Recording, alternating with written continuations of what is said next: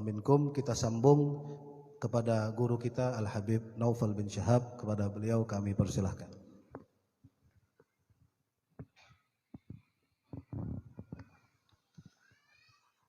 Bismillahirrahmanirrahim. Assalamualaikum warahmatullahi wabarakatuh. Alhamdulillah daimal fadl ala al-bariyah wa yalbasit yadayhi bil atiyah wa yasahibal mawahib saniyah salla alaihi wa alihi wa sahbihi khairal wara'i sajiyah waghfir lana ya dhal ula fi hadhihi al-lailah. Allahumma fasalli wa sallim وبارك وكرم ومجد وعظم على سيدنا ومولانا محمد وعلى آله وصحبه وسلم نور الأنوار وسر الأسرار وترياك الأريار مفتاح باب اليسار سيدنا محمد المختار وأصحاب الأخيار عدد نعم الله وأفضاله. سبحانك لا علم لنا إلا ما علمتنا إنك عليم الحكيم وتب علينا إنك أنت التواب الرحيم. Rabbi israh li sadri wa yassir li amri wahlul 'uqdatam min lisani yafqahu qawli, amma ba'd. Hadirin wal hadirat yang dirahmati oleh Allah Subhanahu wa taala, wabil khusus yang sama-sama kita cintai, yang kita muliakan, para guru-guru kita, para habaib yang hadir di tengah-tengah kita, mudah-mudahan selalu diberkahi oleh Allah Subhanahu wa taala, dan kita semua yang hadir mudah-mudahan selalu dipandang oleh Allah dengan pandangan rahmatnya, serta amal ibadah kita diterima oleh Allah Subhanahu wa taala. Amin ya rabbal alamin. Alhamdulillah, segala puji syukur kehadirat Allah dengan segala bentuk nikmat dan karunia-Nya. Pada malam hari ini kita kembali diberikan oleh Allah satu kesempatan, satu nikmat yang Allah berikan kepada kita semua, yang mana kita kembali berada di tempat yang dimuliakan oleh Allah Subhanahu wa taala, dalam tujuan bersama-sama kita berzikir kepada Allah, bersilaturahmi antara satu sama yang lain, mengingat Allah Subhanahu wa taala, dan bersalawat kepada baginda Nabi besar Muhammad sallallahu alaihi wasallam. Mudah-mudahan berkat hadirnya kita pada malam hari ini merupakan wasilah perantara agar kita semua dijadikan oleh Allah sebagai hamba yang dimuliakan oleh Allah Subhanahu wa taala. Bukan hanya kemuliaan ini yang kita rasakan di dunia, akan tapi kita harapkan mudah-mudahan kemuliaan ini sampai nanti di yaumil qiyamah, di hadapan Allah Subhanahu wa taala dan di hadapan baginda Nabi besar Muhammad sallallahu alaihi wasallam. Salawat dan salam tak lupa kita haturkan kepada junjungan Nabi besar kita Muhammad sallallahu alaihi wasallam beserta para keluarganya, para sahabatnya, juga para pengikutnya hingga akhir zaman nanti. Ma'asyiral hadirin, saudaraku sekalian yang dirahmati oleh Allah Subhanahu wa taala, tadi alhamdulillah kita telah bersama-sama mendengarkan sedikit daripada tausiah dan juga beberapa yang mengingatkan kepada kita akan kemuliaan orang-orang yang dicintai oleh Allah Subhanahu wa taala, yang telah disampaikan oleh guru kita Al-Habib Hadi Al-Haddad, yang mana ini merupakan salah satu ilmu yang kita dapatkan sehingga bisa kita terapkan di dalam kehidupan kita sehari-hari. Salah satu pepatah mengatakan, la matara ila biwasatis sahab wala aliman ila biwasatil kitab wala wilayatan ila biwasatil mihrab. Tidak ada turunnya hujan kecuali melalui perantara adanya awan, dan tidak ada yang namanya orang menjadi alim kecuali dia melalui dengan belajar. Dan tidak ada seorang yang mendapatkan maqam kekasih Allah Subhanahu wa taala, aulia Allah, kecuali dengan perantara bil mihrab, dengan bersungguh-sungguh di dalam ibadahnya di sisi Allah Subhanahu wa taala. Maka apa yang sudah kita dengar daripada riwayat sahibul hal Al-Habib Saleh bin Muhsin Al-Hamid, yang mana tadi alhamdulillah telah banyak daripada kita mendengarkan karamat beliau, keutamaan beliau, sifat-sifat beliau, yang mana ini merupakan anugerah yang Allah berikan kepada beliau karena beliau senantiasa mengikuti daripada aturan Allah Subhanahu wa taala.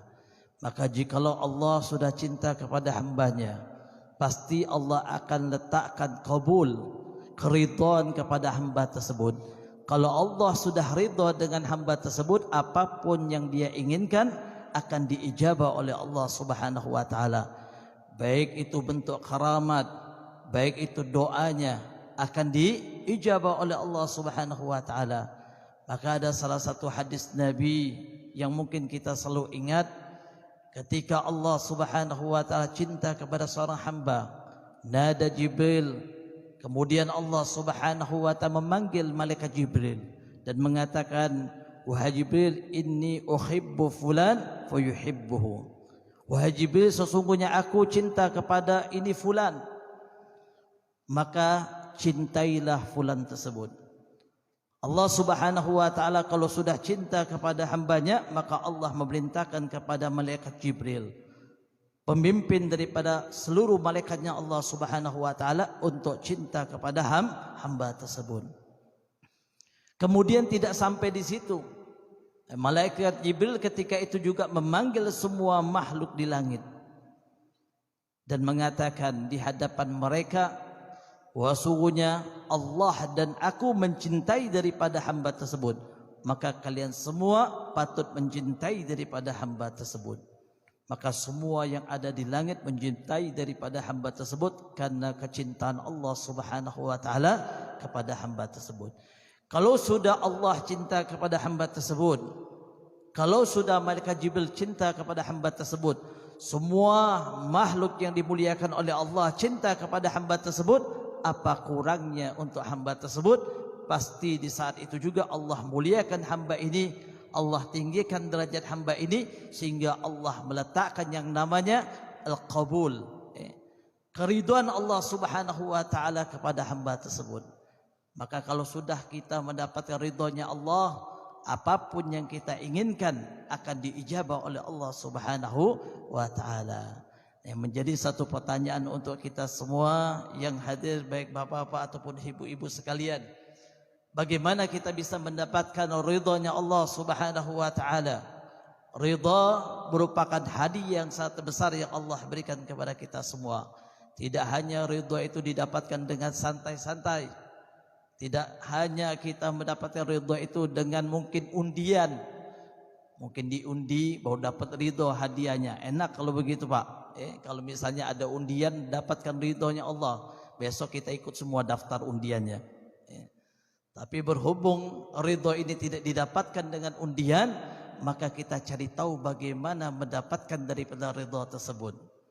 Maka sebagaimana para ulama kita menjelaskan, orang-orang yang mendapatkan kemuliaan, baik itu karamat ataupun mendapatkan daripada ijabatid da'wah, mereka itu tidak hanya dengan bersantai-santai, akan tapi dengan mujahadah, istiqamah di dalam ibadahnya di sisi Allah Subhanahu wa taala. Maka ketika mereka mampu istiqamah dalam ibadahnya di sisi Allah Subhanahu wa taala, mereka telah mengikuti akan perintahnya Allah. Di saat itu juga Allah akan berikan kemuliaan kepada dirinya. Jadi jangan kita melihat karamat para aulia saja, tapi yang kita lihat bagaimana istiqamah mujahadanya di dalam ibadah di sisi Allah Subhanahu wa taala. Kemarin kita sudah dilatih oleh Allah untuk istiqamah di bulan Ramadan. Kira-kira masih ingat atau tidak amal ibadah kita di bulan Ramadan, Pak? Masih ingat atau tidak yang kita sudah kerjakan di bulan Ramadan? Lupa semua mungkin. Salat witirnya lupa, puasanya juga lupa, zikirnya juga lupa. Baru 1 bulan yang kita lewati. Bagaimana mau jadi wali? Yang ada jadinya walu, Pak, bukan wali. Jadi walu.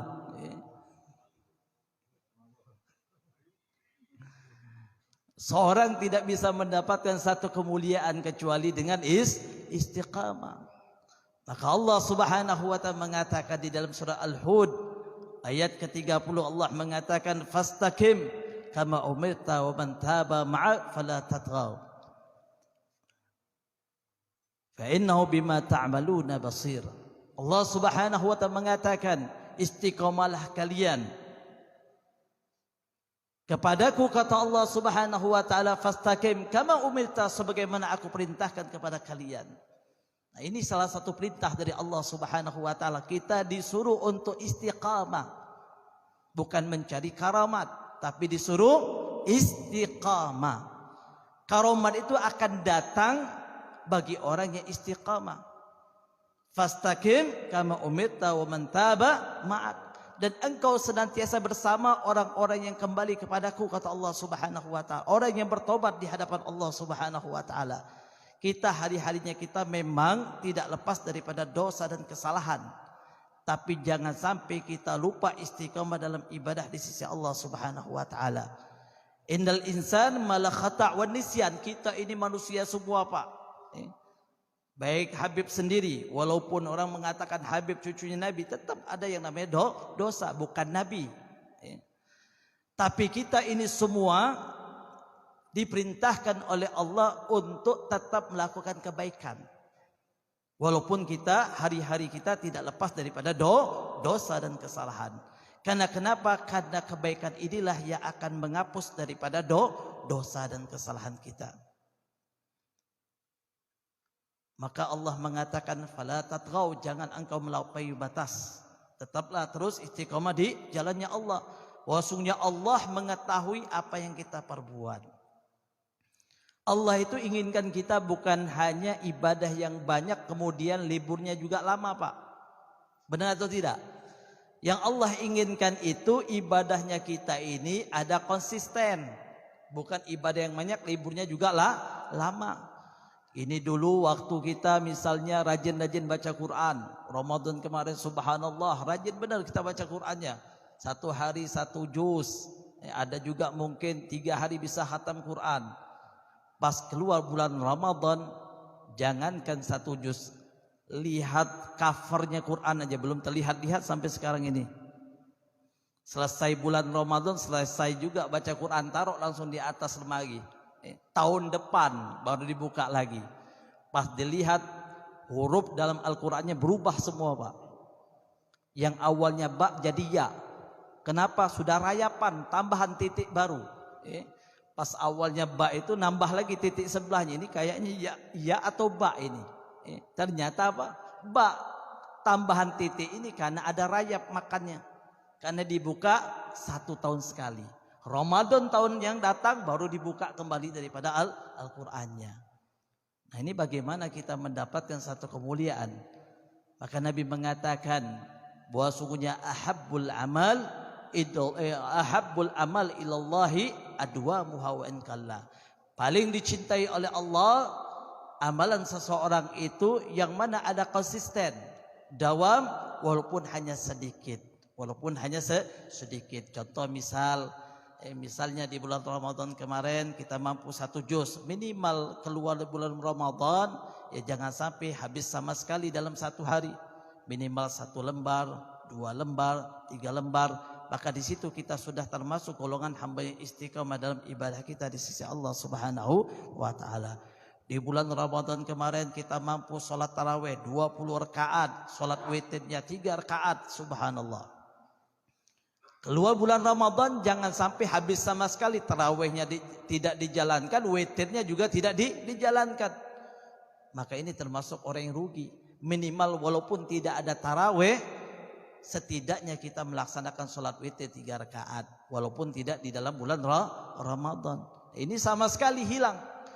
Tarawihnya hilang, witirnya hilang. Waktu Ramadan kemarin, alhamdulillah kita mampu melaksanakan puasa 30 hari. Setidaknya di luar bulan Ramadan walaupun tidak ada kewajiban puasa, di saat ada puasa-puasa sunnah kita usahakan untuk melaksanakan daripada puasa tersebut. Karena sesungguhnya di dalam kitab Lataiful Ma'arif dijelaskan ats-tsawabul hasanat hasanatul ba'dahu. Kapan seseorang itu, Pak, ibu-ibu sekalian, kapan kita bisa melihat bahwa sungguhnya amal ibadah kita ini sudah mendapatkan pahala di sisi Allah Subhanahu wa taala yang diberikan kepada kita. Dan amal ibadah ini diterima oleh Allah Subhanahu wa taala. Kapan itu? Jikalau kita mampu melakukan kebaikan dan melakukan kebaikan setelahnya. baru amal ibadah kita yang awal diterima oleh Allah Subhanahu wa taala. Jadi jangan kita bangga sudah melakukan kebaikan, setelah itu kita lupa dengan kebaikan. Maka dikatakan bahwa sungguhnya qabulu amal fi Ramadan as-shaum ba'da shaumur Ramadan. Di dalam kitab Lataiful Ma'arif dijelaskan kapan diterima daripada amal ibadah seseorang itu di bulan Ramadan, jikalau dia mampu puasa setelah puasa di bulan Ramadan. Baru amalan ibadah puasanya diterima oleh Allah Subhanahu wa taala. Karena sesungguhnya dikatakan, tidaklah seseorang itu ketika dia melakukan kebaikan mampu melakukan kebaikan setelahnya, menandakan Allah telah memberikan taufik hidayah kepada hamba tersebut sehingga amal ibadahnya diterima oleh Allah Subhanahu wa taala. Ini orang-orang yang mampu istiqamah, maka semua amal ibadahnya akan diterima oleh Allah Subhanahu wa taala. Jadi ada satu kisah, Pak. Orang yang punya istiqamah ini mendapatkan satu kemuliaan. Maka tadi kalau kita perhatikan bagaimana karamat daripada Al-Habib Saleh bin Muhsin Al-Hamid, karena keistiqomahan beliau, maka doanya beliau diijabah oleh Allah Subhanahu wa taala. Apapun yang beliau inginkan dikabulkan oleh Allah Subhanahu wa taala. Di zaman sahabat Nabi dahulu juga ada seorang yang bernama Abdullah bin Ummi Maktum. Beliau ini masuk Islam sudah dalam keadaan tua dan matanya dalam keadaan buta. Nah, ketika beliau masuk Islam, beliau mengatakan di hadapan Nabi, karena beliau sulit untuk selalu ibadah di masjidnya Nabi karena dalam keadaan buta. Beliau mengatakan, "Ya Rasulullah, apakah ada kesempatan untuk diriku? Apakah ada kesempatan untuk diriku suatu keringanan di dalam ibadah di sisi Allah Subhanahu wa taala? Tidak harus setiap hari aku datang ke masjidmu melaksanakan salat berjamaah bersamamu. Karena engkau tahu bagaimana kondisi diriku." Nah, kita ini alhamdulillah kurang apa, Pak, kita ini, Pak, kira-kira? Kurang apalah kalau kita ngelihat diri kita? Kita ini mata alhamdulillah masih bisa melihat, telinga masih bisa mendengar, makan juga masih 3 kali sehari, makannya juga pakai masih nasi, bukan dengan batu. Alhamdulillah, baju juga alhamdulillah kita juga masih bisa memakai pakaian, malah pakaian kita lebih indah dan bukan hanya satu pakaian tapi banyak pakaian kita. Tapi kalau kita perhatikan bagaimana sahabat Nabi Muhammad sallallahu alaihi wasallam, beliau ketika mengadu di hadapan Nabi, lalu kemudian apa yang dikatakan oleh Nabi? Nabi mengatakan, "Wahai Abdullah bin Ummi Maktum, apakah engkau masih bisa mendengar daripada seruan azan?" Beliau mengatakan, "Iya ya Rasulullah, aku masih bisa mendengar seruan azan." Maka kata Nabi, "Jikalau engkau masih bisa mendengar seruan azan, maka jangan engkau tinggalkan salat berjamaah bersamaku," kata Nabi Muhammad sallallahu alaihi wasallam. Subhanallah, keadaan yang mungkin sudah tua, mata yang buta, jarak rumah ke masjidnya Nabi cukup jauh, tapi beliau ketika mengatakan bahwa sungguhnya tidak ada, yang mana Nabi mengatakan di hadapan dirinya tidak ada keringanan untuk dirinya, maka ketika itu beliau tidak protes di hadapan Nabi. Beliau jalani perintahnya Rasulullah sallallahu alaihi wasallam dalam keadaan buta. Tapi dengan istiqomahnya beliau inilah yang Allah berikan kemuliaan untuk diri beliau. Apa salah satu istiqomahnya?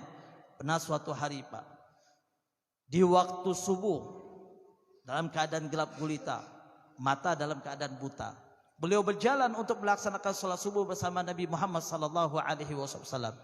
Dalam keadaan sendiri berjalan, di pertengahan jalan beliau mendapatkan ada satu batu yang sangat besar. Di saat beliau lewati, wajar, Pak, kalau orang dalam keadaan buta, jangankan kita dalam keadaan buta, mati lampu saja, tabrak sana tabrak sini. Kalau mati lampu, kemarin sempat mati lampu itu sudah mulai ribut. Apalagi kalau buta, 1 hari mati lampu, ributnya 1 Kalimantan. 1 hari cuman mati lampunya, ributnya 1 Kalimantan. Coba kalau buta berhari-hari, kira-kira gimana, Pak? Nah, ini kan namanya nikmat untuk kita.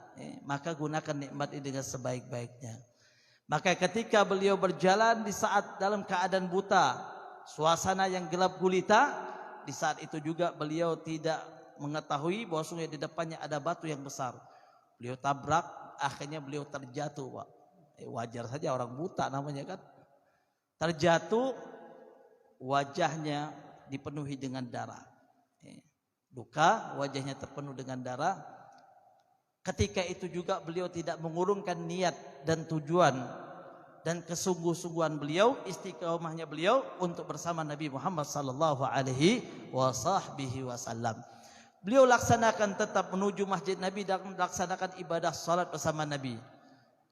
Kemudian esok harinya ada seorang anak muda datang kepada Abdullah bin Ummi Maktum, menjemput Abdullah bin Ummi Maktum untuk diantar ke masjid Nabi.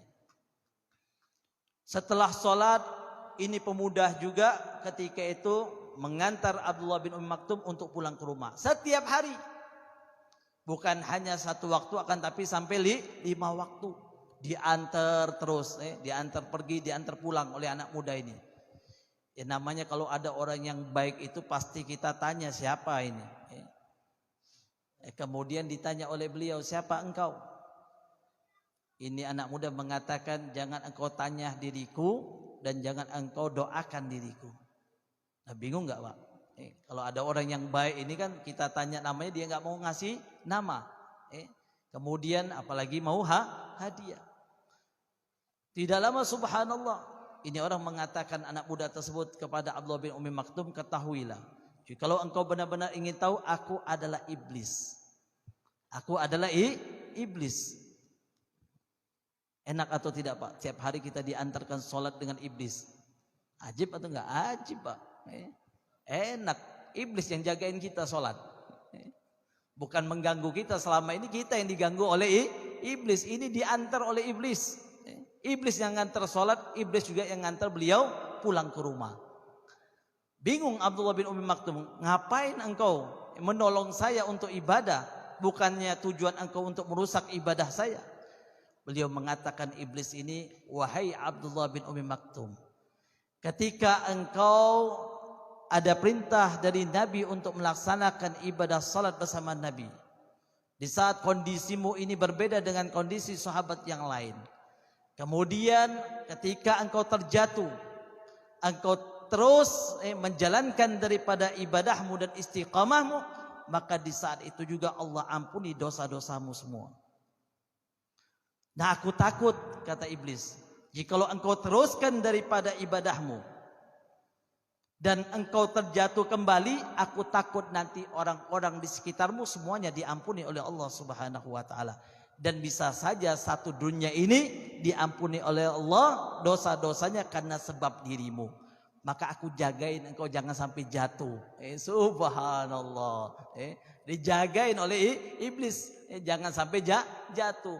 Ini ibadah satu kemuliaan yang Allah berikan bagi orang-orang istiqamah. Maka Allah Subhanahu wa taala mengatakan, orang yang mampu istiqamah dalam ibadahnya walaupun tidak banyak, di dalam surah Al-Fussilat ayat ke-112 Allah mengatakan, innal ladzina qalu rabbunallah tsumma istaqamu tatanazzalu 'alaikumul malaika alla takhafu wa la tahzanu fa abshiru bil jannati allati kuntum tu'adun. Ketika seseorang yang mana mampu istiqamah dengan ibadahnya, yang awal dia mengatakan innal ladzina qalu rabbunallah, dia bersaksi tiada Tuhan selain Allah Subhanahu wa taala.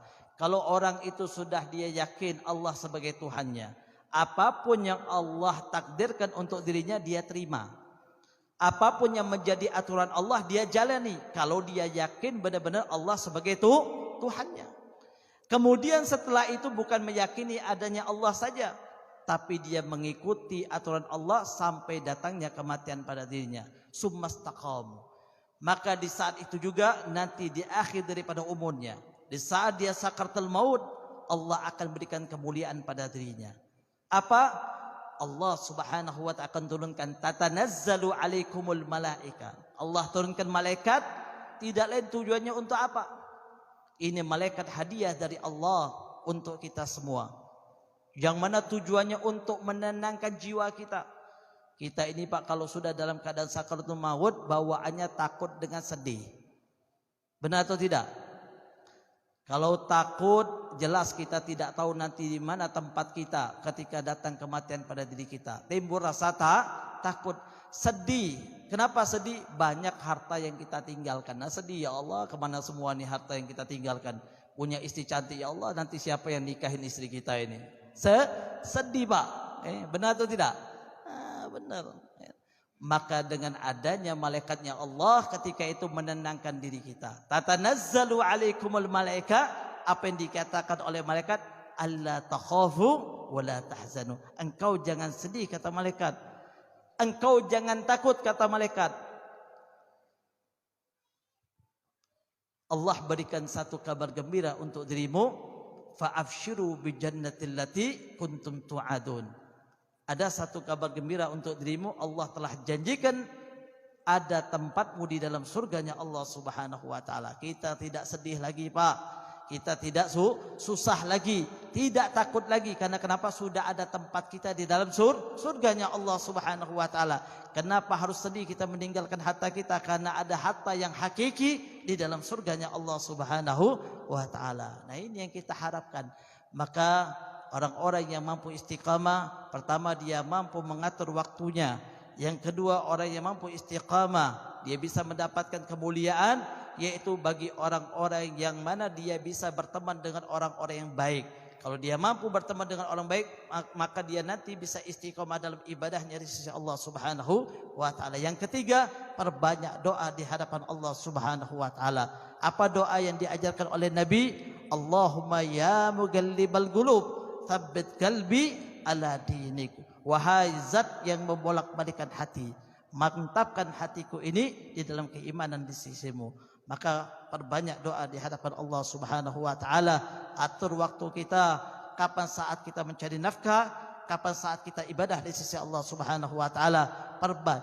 Perbanyak teman-teman baik, karena sesungguhnya teman-teman kita akan menjadi saksi nanti di yaumil kiamah antara satu sama yang lain.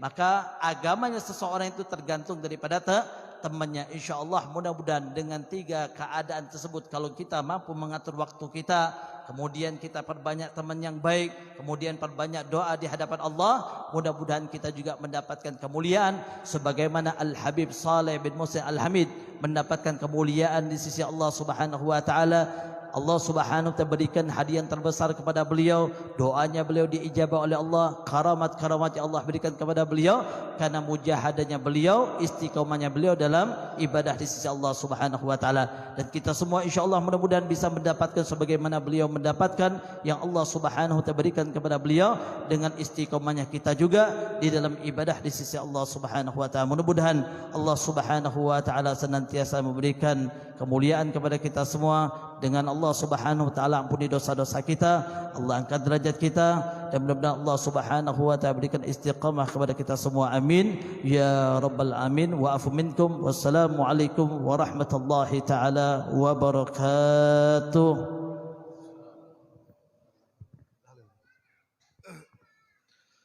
Afdalu ma qultu